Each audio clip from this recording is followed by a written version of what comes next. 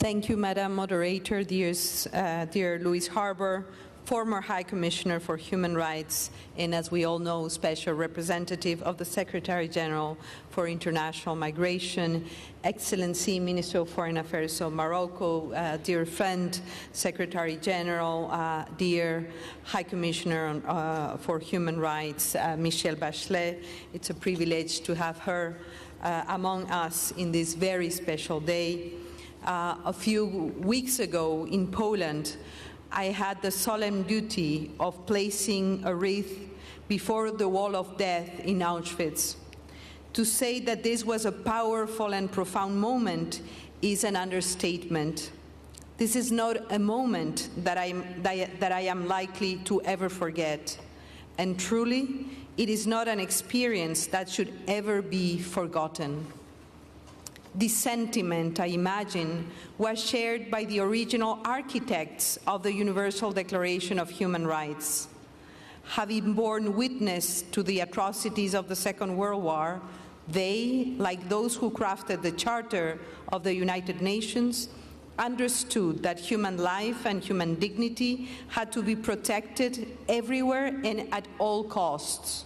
Today, we thank those original architects, women and men from across the world, from within the UN and member states, from civil society, who overcame differences to finalize the Universal Declaration of Human Rights, which was adopted by the UN General Assembly on 10 December 1948 in Paris. And since that time, I am proud to say that the General Assembly has helped to bring forth instruments to promote and defend human rights.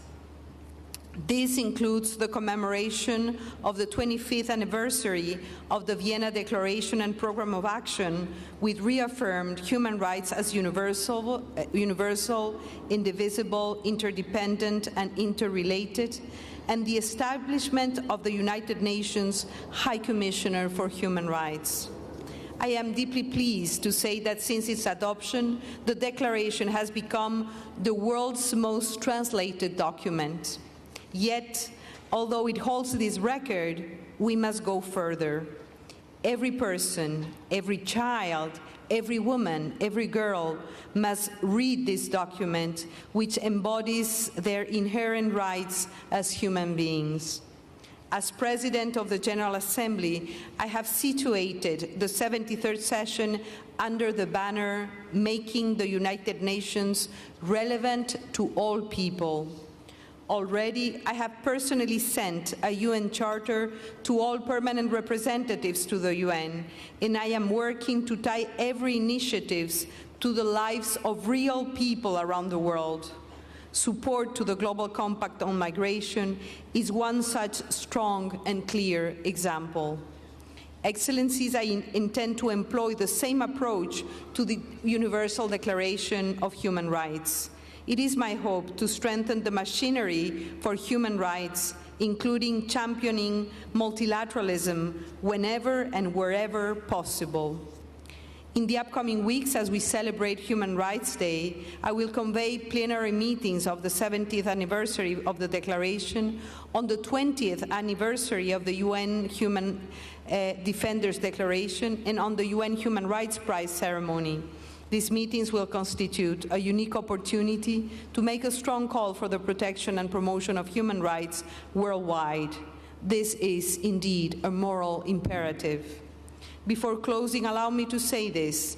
The adoption of today of the Global Compact for Safe, Orderly, and Regular Migration is not a coincidence. Rather, it is a reminder.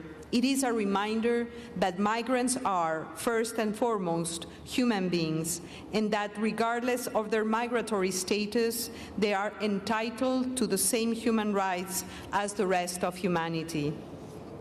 And finally, in the words of Eleanor Roosevelt, and I quote, "Where, after all, do universal rights begin?